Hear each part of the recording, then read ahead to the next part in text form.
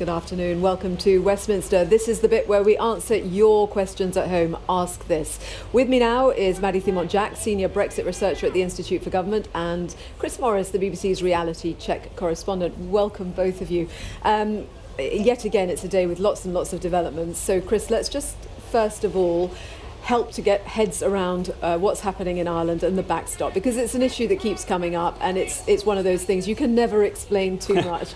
I've tried to explain in 30 seconds what the backstop is many times. I'm going to try and do it just slightly differently this time. Okay. Essentially, three things emerged that the government wanted during the negotiations under the Theresa May government: to leave the EU's economic structures, the single market and the customs union, to leave the border in Ireland as open as it is now, and to have no new checks between Northern Ireland and Great Britain, the so-called border down the Irish Sea. The trouble is you can't have all of those three at the same time. You have to compromise on one of them. And what the backstop did was essentially say, and it was agreed by the EU and the British government, said, look, of those things, the most important is to keep that border in Ireland as open as it is now, for obvious political, security, historical reasons. And so the backstop says, well, if you're going to keep that border as open as it is now, then you need to compromise a little bit on the leaving the single market and the customs union, because we're going to create a customs area. We won't call it a customs union, but it's pretty similar. And also, Northern Ireland has to follow most of the rules of the single market as well.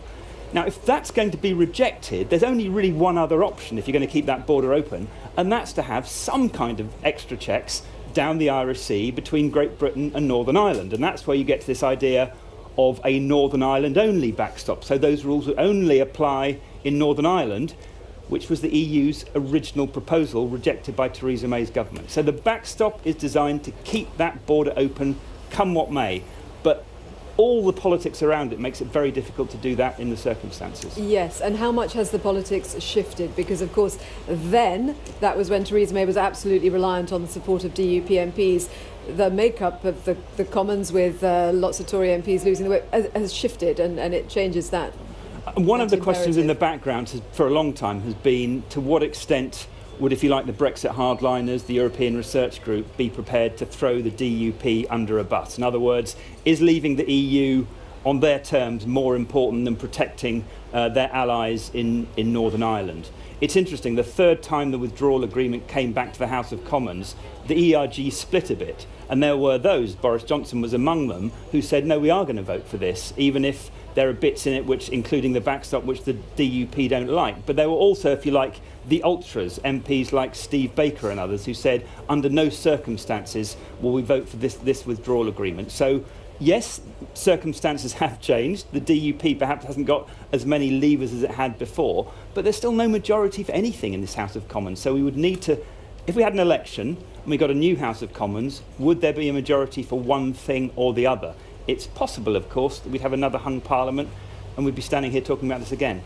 OK, let's crack on with viewers' questions. Ian in Hemsworth asks, Ian in Hemsworth in Wakefield asks, can the PM veto the extension bill?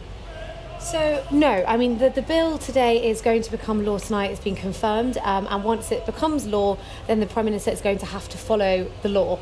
So what it basically says is that the Prime Minister, if a deal or no deal hasn't been approved by the 19th of October, the Prime Minister needs to go to Brussels and ask for an extension. And what crucially the bill also does is it says that if all 27 other EU member states agree to the extension request proposed by the Prime Minister, and the bill sort of says it has to be to the 31st of January next year, then the Prime Minister must also agree to that extension. So the bill's trying to ensure that the Prime Minister must agree an extension with the EU if a deal or no deal hasn't been approved. And of course there's talk about loopholes. People say, well, he can't veto it, but could he find a loophole around it? Now, certainly all the lawyers I've talked to who know a lot about this stuff, I'm not a lawyer, say, look, you could try, but if it goes to court, the government will lose, because the law of the land is the law of the land. And once royal assent is given to that bill today, it is the law.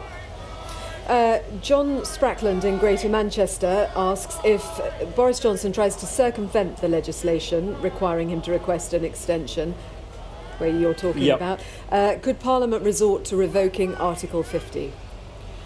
I mean, in theory, yes, but I think probably what we're more likely to see is that if the Prime Minister tries to not follow the law, they're more likely just to vote him out. So actually table a vote of no confidence, bring down the government, try and find an alternative Prime Minister who could sort of stand in his place, and then go and seek an extension themselves. I mean, I think the revoking Article 50 has always been the sort of final option. That is the sort of most fail-safe way to stop no deal, because you can do that without agreement from the EU.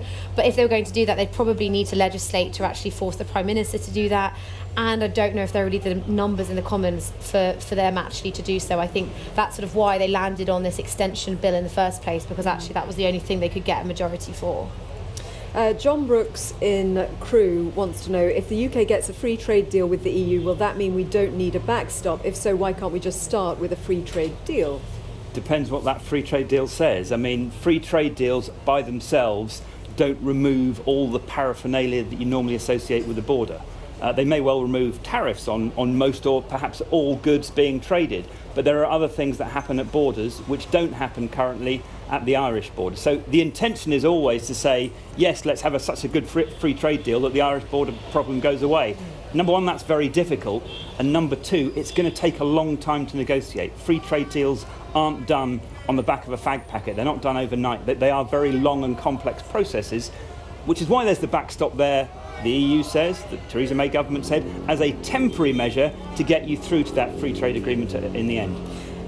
Claudia Lunt in Sheffield asks, how much roughly has the build-up to Brexit cost the UK so far, and what are the estimated costs for the period after we have left the EU? I mean, honestly, it's very difficult to say. What we can say is the government has put aside £8 billion to spend in terms of preparing for no deal. And there are sort of many civil servants working in government currently to prepare for no deal. Ahead of March, there were 16,000 civil servants working on this. Obviously, what's harder to calculate is what impact it has on the economy. And it's also harder to calculate how much money businesses and individuals have also had to spend in terms of preparing for and then potentially dealing with any sort of results of no deal. And interestingly, of course, that 8.3 billion, which is what the Treasury's put aside so far, not that far off what we currently pay as a net figure to the EU as budget contributions every year. Kevin Finn in Manchester asks, would it make any difference in Brexit negotiations if the UK removed the freedom of movement red line? Yes, I mean it would, in the sense that the most difficult thing about the idea of staying in the single market is it means you have to accept the free movement of people. And of course the single market was very much a British creation. It was Margaret Thatcher who really pushed it through, saying this is the kind of thing the EU should be doing and making it easier for us to trade with each other. But it does involve accepting the free movement of people. So if there were to be compromise on that, there's no sign of that from this government, because I think they interpret one of the clear messages of the referendum being we want more control over the way immigration is managed. But if that were to be removed, then yes, it probably would make it easier. Michael Dickinson in Lancashire wants to know, if there was a second referendum and the Leave vote won again, what would the government do then? I mean, at the moment, the government is working on a policy of trying to take the UK out of the EU because of the result of the referendum we had in 2016. I mean, the reason that we haven't got to that point yet is because Parliament is deadlocked and there is not, as Chris was saying, there's not a majority in favour of any kind of sort of Brexit version. So, you know, it would be, I guess, a sort of a bolster for the government's position, but it wouldn't necessarily resolve the issue of trying to get a majority in Parliament for something. I think that's where potentially a general election would be more likely to try and move that deadlock there. But I think, though, if there were to be a second referendum and it was a vote to leave again, some people would still campaign for Remain. That's their democratic right. But I think in this Parliament, for example, or a future Parliament, enough people would say, OK, that's it. We've now done this twice.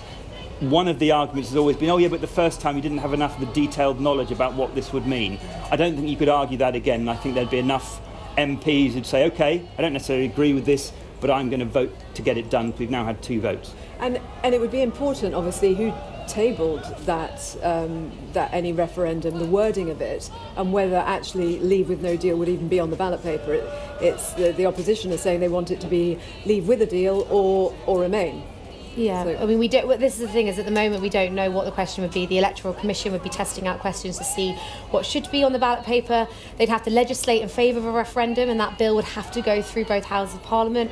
Would be open to amendment. So that's sort of what some of the technical challenges of trying to hold another referendum is, trying to resolve some of those questions. I mean, it has been suggested that you have a two-stage process where you have Leave Remain, and then if Leave won, deal or no deal. But again, the sort of the challenges of trying to hold that are sort of, that's still a big issue. Thank you both very much, and thank you for your questions.